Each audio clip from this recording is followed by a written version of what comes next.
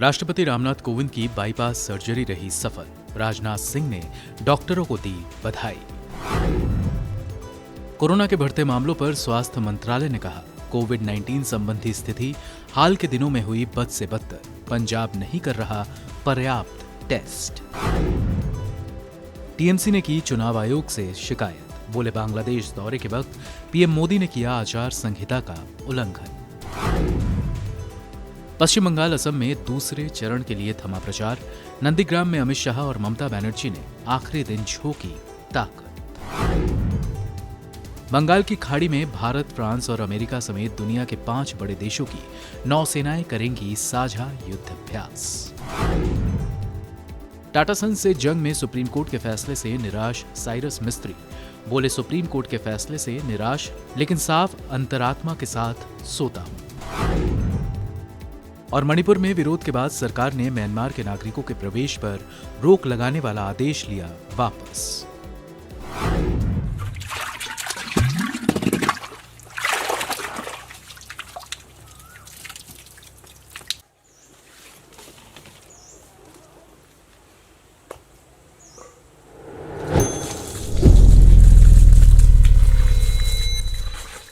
गर्मी के दस्तक के साथ ही पूर्वी राज्य बिहार में पीने के पानी की समस्या शुरू हो गई है। राज्य के 38 में 8 जिले ऐसे हैं जहां ग्राउंड वाटर लेवल पिछले साल के मुकाबले और नीचे चला गया है। इसके अलावा 11 जिलों को वाटर स्ट्रेस्ड की कैटेगरी में डाल दिया गया है। मुजफ्फरपुर, दरभंगा और गया जैसे जिले पहले ही पानी की समस्या से जूझ रहे हैं। रिपोर्ट बताती है कि पंप, कुएं और तालाब सूख रहे हैं, जिसकी वजह से जल संकट की समस्या गहरा रही है। बिहार के अरवल, बांका, कैमूर, भागलपुर, समस्तीपुर, भोजपुर, बक्सर और पटना में भी पीने के पानी की किल्लत है। सर्वे में पानी की किल्लत के हिसाब से पंचायतों को 5 ग्रुप में बांटा गया है। रिपोर्ट में बताया गया है कि राज्य की करीब 500 पंचायतें संवेदनशील कैटेगरी में हैं, जबकि 17 पंचायतें ऐसी हैं जहां ग्राउंड वाटर लेवल 50 फीट से भी ज्यादा नीचे गिर गई है। इनमें राज्य के पूर्वी जिले कैमूर में 8 पंचायतें ऐसी हैं जहां पीने के पानी की समस्या है। इनके अलावा भागलपुर और मुंगेर में 4 और रोहतास जिले की एक पंचायत में पिछले साल के मुकाबले पीने के पानी की समस्या और बड़ी है। जबकि कैटेगरी बी के तहत 54 पंचायतों को शामिल किया गया है, जहां पीने के पानी का स्तर 40 से 50 फीट नीचे चला गया है। कैटेगरी सी में 427 पंचायतें शामिल हैं, जहां ग्राउंड वाटर का स्तर 30 से 40 फीट की गहराई में चला गया है। इनके अलावा कैटेगरी डी में 1937 पंचायतों को रखा गया है, जहां ग्राउंड वाटर लेवल 20 से 30 फीट नीचे है। कैटेगरी ई में 5900 से ज्यादा पंचायतें हैं, जहां ग्राउंड वाटर लेवल 20 फीट के स्तर पर है। बिहार के पब्लिक हेल्थ इंजीनियरिंग डिपार्टमेंट के मुताबिक अगर ग्राउंड वाटर का लेवल 25 फीट से ज्यादा नीचे गिरता है तो उसे जल संकट माना जाता है। रिपोर्ट में बताया गया है कि बाढ़ प्रभावित इलाकों में जल संकट सामान्य है। आमतौर पर गंडक और कोसी नदियों के आसपास के इलाकों में पानी की समस्या ज्यादा बड़ी नहीं है। इससे पहले आई PHED की रिपोर्ट में दावा किया गया था कि पिछले साल अच्छे मानसून की वजह से लगभग सभी जिलों में ग्राउंड वाटर का लेवल बढ़ा है। मौसम विभाग के मुताबिक साल 2020 में जून से अक्टूबर महीने के बीच राज्य में 110 सेंटीमीटर बारिश हुई। मीडिया रिपोर्ट के मुताबिक बिहार की सरकार ने जिला स्तर पर अधिकारियों को संभावित जल संकट से निपटने के लिए आवश्यक उपाय के निर्देश दिए हैं। डाउन टू अर्थ की एक रिपोर्ट बताती है कि कुओं की अंधाधुंध ड्रिलिंग से देश के कई हिस्सों में ग्राउंड वाटर का लेवल नीचे जा रहा है। बिहार में भी ग्राउंड वाटर का दोहन एक चिंता का विषय है। राज्य में सिंचाई के लिए ग्राउंड वाटर का इस्तेमाल बड़े स्तर पर हो रहा है। यही वजह है कि कई जिले सूखाग्रस्त के मुहाने पहुंच गया है। Dynamic ground water resources of India की 2017 में आई रिपोर्ट में बताया गया है कि बिहार में सालाना 29 billion cubic metre ground water का इस्तेमाल होता है, जो राष्ट्रीय औसत से कम है। तेजी से घटते ग्राउंड वाटर के लेवल से साफ है कि पीने के पानी की समस्या एक वास्तविकता है, ना कि आशंका। ब्यूरो रिपोर्ट, गो न्यूज़।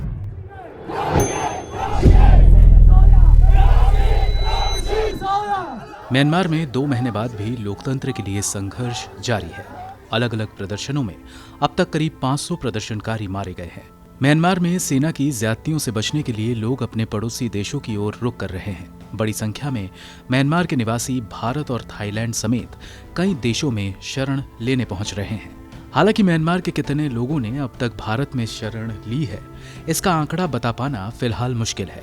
लेकिन कई मीडिया रिपोर्ट्स में ये बताया गया है कि भारत के सीमावर्ती राज्यों नागालैंड और अरुणाचल प्रदेश में म्यांमार से करीब 700 लोगों ने आकर शरण ली है। हालांकि अब भारत सरकार ने इन पर रोक लगाना शुरू कर दिया है। नागालैंड, मिजोरम और अरुणाचल प्रदेश सरकार को गृह मंत्रालय ने एक चिट्ठी लिखकर इन्हें शरण न देने की बात कही।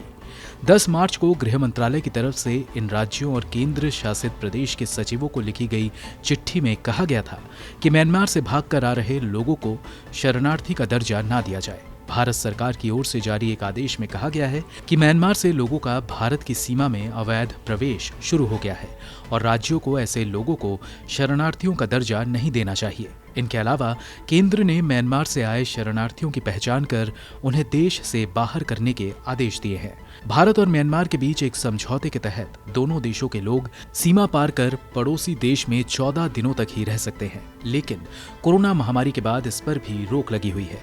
म्यांमार से भागकर आ रहे लोगों की सीमा पर निगरानी के लिए असम राइफल्स और भारतीय म्यांमार बॉर्डर गार्डिंग फोर्स को सतर्क रहने के आदेश दिए गए हैं। साथ ही गृह मंत्रालय ने इन राज्यों और केंद्र शासित प्रदेश की सरकार को अलर्ट रहने के भी निर्देश दिए हैं। गौरतलब है कि मिजोरम के सीमावर्ती जिले चंपाई में पिछले दिनों एक सर्कुलर जारी किया गया था, जिसमें कहा गया था कि म्यांमार से आ रहे लोगों को शरणार्थी माना जाएगा और उनकी मदद की जाएगी। इसके बाद ही गृह मंत्रालय ने इन राज्यों और केंद्र शासित प्रदेश के सचिवों को चिट्ठी लिखी थी, जिसमें यह भी कहा गया था कि राज्य सरकारों और केंद्र शासित प्रदेशों के पास किसी भी विदेशी को शरणार्थी का दर्जा देने की शक्ति नहीं है। इनके अलावा मणिपुर सरकार ने भी 26 मार्च को अधिकारियों को म्यांमार से आ रहे शरणार्थियों को पनाह देने और उनके खाने पीने की व्यवस्था करने पर प्रतिबंध लगाने का आदेश दिया था। हालांकि मणिपुर सरकार ने अपने इस फैसले को वापस ले लिया है और खबर लिखे जाने तक केंद्रीय गृह मंत्रालय की तरफ से इसको लेकर कोई बयान जारी नहीं किया गया है। मंगलवार को मणिपुर सरकार के एक अन्य आदेश में कहा गया है कि सरकार की ओर से मानवता के आधार पर चोटिल शरणार्थियों का इलाज किए जाने समेत लोगों की सहायता करना जारी है। ब्यूरो रिपोर्ट, गो न्यूज़।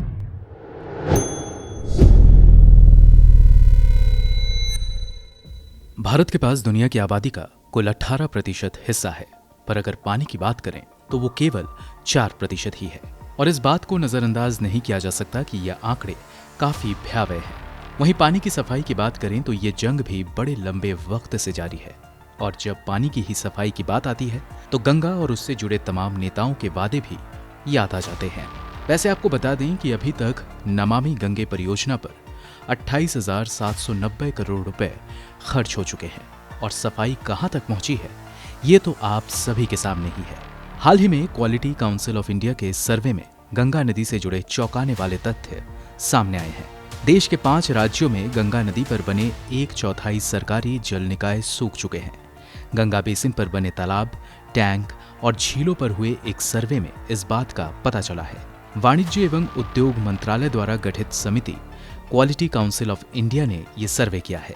इसका लक्ष्य देश के हर एक जिले में गंगा नदी पर बने जल निकायों की स्थिति का जायजा लेना है, जिससे उनमें सुधार लाकर उन्हें और बेहतर बनाया जा सके।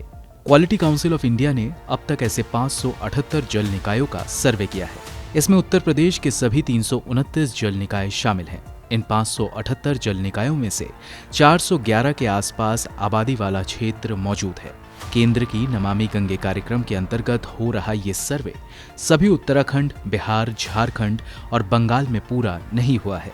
Social action for forest and environment संस्था के संस्थापक पर्यावरणविद विक्रांत तोंगड़े के अनुसार इन जल निकायों के सूखने का मुख्य कारण कूड़ा और गंदगी के साथ साथ लोगों द्वारा किया गया अतिक्रमण है। गंगा बेसिन पर बने तालाब, टैंक और झीलों समेत अन्य जल निकायों के रखरखाव के लिए एक अलग विभाग बनाए जाने की जरूरत है।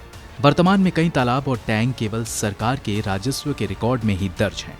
गंगा पर बने इन जल निकायों को बेहतर करने के लिए लंबे अरसे से कार्य कर रहे विक्रम ने बताया कि उत्तर प्रदेश में इस सर्वे से बेहद चौंकाने वाली बात सामने आई है।